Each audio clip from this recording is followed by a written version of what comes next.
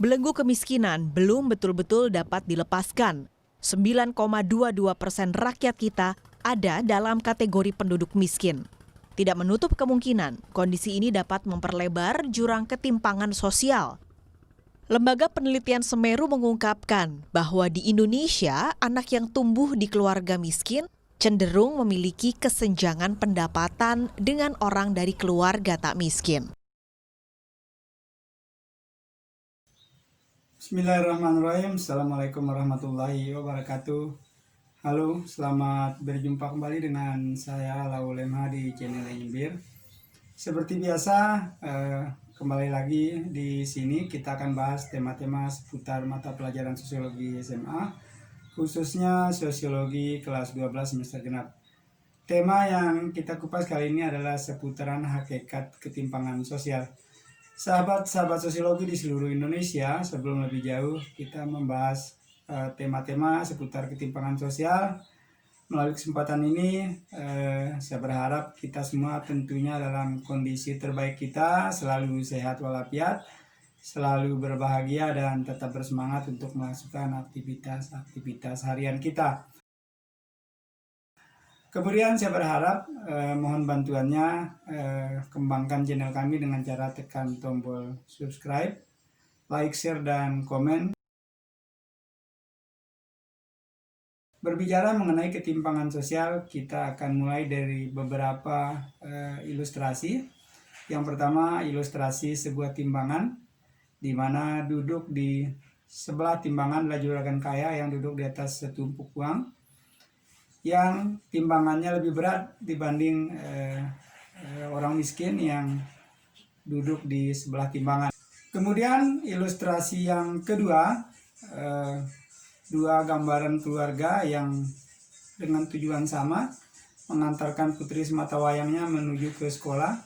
Keluarga yang pertama mengantarkan anaknya menggunakan sarana transportasi mobil pribadi, kemudian keluarga yang kedua mengantar putrinya dengan mengayuh sepeda.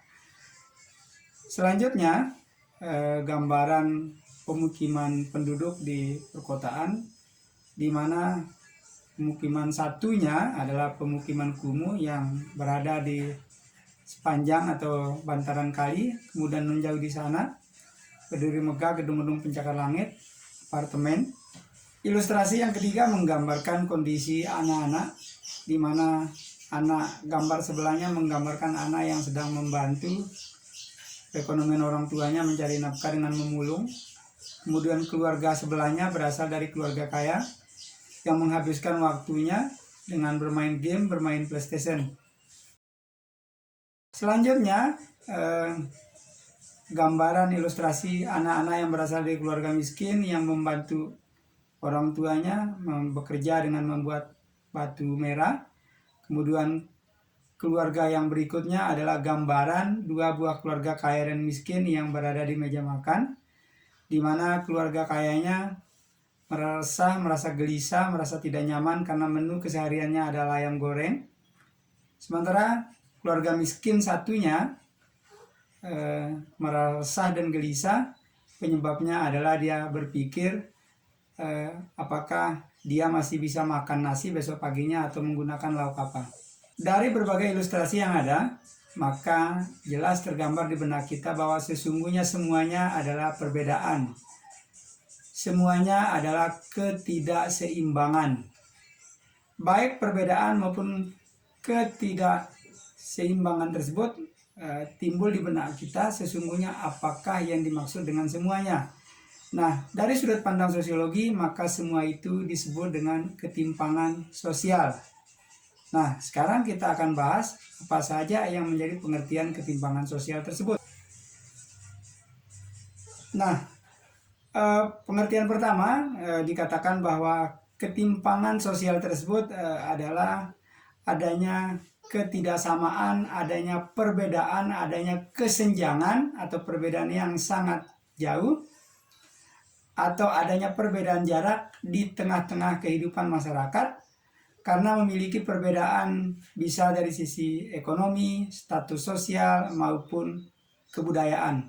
Ketimpangan sosial diartikan sebagai adanya ketidakseimbangan, adanya kesenjangan, adanya perbedaan yang jauh, yang melebar, yang terjadi di tengah-tengah kehidupan masyarakat, di mana perbedaan tersebut bisa terjadi karena perbedaan ekonomi, terjadi karena perbedaan status sosial, maupun terjadi karena perbedaan kebudayaan. Kemudian pengertian berikutnya dikemukakan oleh ahli. Dalam hal ini kita ambil satu pengertian yang dikemukakan oleh Naidoo dan Wells. Naidoo dan Wells mengungkapkan pengertian ketimpangan adalah terjadinya kesenjangan atau perbedaan dalam tiga hal. Sekali lagi, menurut Naidoo dan Wells terjadi perbedaan atau ketimpangan dalam tiga hal. Yang pertama yaitu income. Yang kedua yaitu terjadi perbedaan dalam hal sumber daya atau resource, dan yang ketiga terjadi perbedaan dalam hal power atau kekuasaan, dan yang terakhir terjadi perbedaan dalam hal status sosial. Dari pengertian yang dikemukakan oleh Naidoo dan Wells, sekarang kita jelaskan lebih lanjut, lebih rinci dalam wujud ilustrasi. Silakan diperhatikan ilustrasi berikut. Ilustrasi yang pertama, kita ingin menggambarkan sekali lagi, karena menurut Naidoo dan Wells ada tiga hal utama yang terjadi perbedaan sehingga kita sebut sebagai sebuah ketimpangan di dalam masyarakat. Yang pertama, terjadinya perbedaan dalam hal income atau pendapatan, dalam hal gaji, dalam hal kekayaan. Yang pertama, kita gambarkan suatu keluarga, orang yang memiliki income yang sangat banyak, memiliki kekayaan yang berlimpah, memiliki tabungan yang banyak, maka dengan sendirinya tentu dia akan dapat memasuki suatu lembaga pendidikan yang mampu mengelola sumber dayanya menjadi sumber daya yang mumpuni, menjadi sumber daya yang pintar, sehingga dia otomatis akan masuk sekolah-sekolah favorit dengan bayaran yang mahal. Nah, akibat bagusnya proses pendidikan, lembaga pendidikan dalam proses pembentukan sebuah sumber daya, maka dengan sendirinya orang-orang tersebut, keluaran dari lembaga yang mahal tersebut, tentu akan memiliki power atau kekuasaan yang besar. Sebut saja para pejabat kita, contoh yang paling gampang adalah Bapak Sandiaga Uno. Beliau itu karena berasal dari kalangan keluarga kaya, bersekolah di sekolah-sekolah yang favorit, sekolah-sekolah yang mahal, tentu beliau memiliki sumber daya yang mumpuni, sumber daya yang pintar, yang brilian, sehingga beliau berhasil menjadi pengusaha, mengantarkan beliau menjadi wakil gubernur dan sekarang menjadi menteri. Ilustrasi yang berikutnya, kita ingin menggambarkan sumber daya, income, pendapatan yang rendah, yang disebut dengan orangnya adalah orang miskin, yang kadang-kadang orang menyebut dengan bahasa pasaran dengan memiliki uang recehan. Akibat memiliki income yang terbatas, uang yang sedikit, uang yang recehan, maka tentu keluarga-keluarga yang berasal dari kalangan ini hanya mampu memasuki lembaga pendidikan keumuman atau kebanyakan, bahkan dengan kondisi yang miris, yang bocor, yang gurunya tidak lengkap, sarananya tidak lengkap. Apa yang terjadi dengan hasilnya? Tentu orang-orang yang berasal dari lembaga pendidikan seperti ini akan menghasilkan sumber daya yang tidak sehebat, yang tidak semumpuni, yang tidak sepintar dari orang-orang yang berasal dari sekolah-sekolah favorit. Nah, sehingga power yang dimiliki oleh mereka juga terbatas. Hanya mampu menjadi pekerja, mampu menjadi buruh pabrik, mampu menjadi pekerja di bangunan-bangunan industri, mampu menjadi pekerja karyawan di bengkel-bengkel. Powernya hanya sebatas itu. Nah, baik kalangan yang berasal dari kalangan yang income-nya banyak, yang proses sumber dayanya bagus, kemudian yang powernya besar, ini akan terpelihara.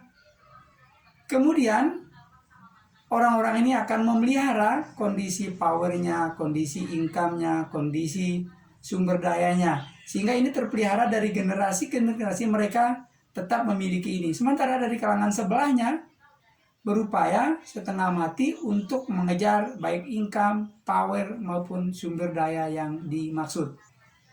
Dengan demikian, dari beberapa ilustrasi tersebut di atas dapatlah disimpulkan bahwa sesungguhnya ketimpangan ini dipertahankan oleh kalangan-kalangan, terutama kalangan yang memiliki income yang banyak, memiliki sumber daya yang bagus, memiliki power yang tinggi. Ini akan dipelihara dari generasi ke generasi, dari kelompok ke kelompok, akan tetap dipertahankan oleh orang-orang yang sama. Akibat adanya dipertahankan kondisi ini di masyarakat, maka terjadi ketimpangan, terjadi perbedaan dalam hal apa? Ketidaksamaan, ketidaksetaraan peluang-peluang dalam memperoleh fasilitas-fasilitas pembangunan. Perbedaan dalam hal mendapatkan akses pendidikan, layanan kesehatan, kemudian perbedaan dalam hal perlakuan di depan hukum. Semuanya akan sangat ditentukan oleh 3 hal tadi, yaitu income atau pendapatan, kemudian yang kedua adalah sumber daya atau kemampuan, kemudian yang ketiga adalah power atau kekuasaan. Nah, itulah yang disebut sebagai sebuah wujud dari ketimpangan sosial, yaitu terjadinya perbedaan-perbedaan di dalam masyarakat, baik dari sisi ketimpangan. Jadi kesimpulannya, ketimpangan sosial itu adalah terjadinya perbedaan-perbedaan dalam hal perlakuan, kesempatan, income, power, sumber daya, kondisi sosial, dan ekonomi, yang semuanya dipertahankan oleh pihak-pihak tertentu secara struktur di dalam sebuah negara. Kondisi ini, sekali lagi, dipelihara dan dipertahankan oleh pihak-pihak tertentu secara terstruktur, terorganisir, melalui pola-pola tertentu dan rapi, sehingga sekali lagi akses pembangunan hanya bisa dinikmati oleh segelintir orang saja, akses kesehatan hanya bisa dinikmati oleh segelintir orang saja, akses pendidikan yang baik, akses dan lainnya hanya bisa dimiliki oleh segelintir orang, sekali lagi, yang memiliki income yang banyak, memiliki sumber daya yang baik, memiliki power yang besar. Sahabat-sahabat sosiologi di seluruh Indonesia, demikianlah sekilas kupasan kita mengenai pengertian ketimpangan sosial. Semoga kupasan kita kali ini bermanfaat, dan marilah kita akhiri. Billahi taufiq wal hidayah. Wassalamualaikum warahmatullahi wabarakatuh.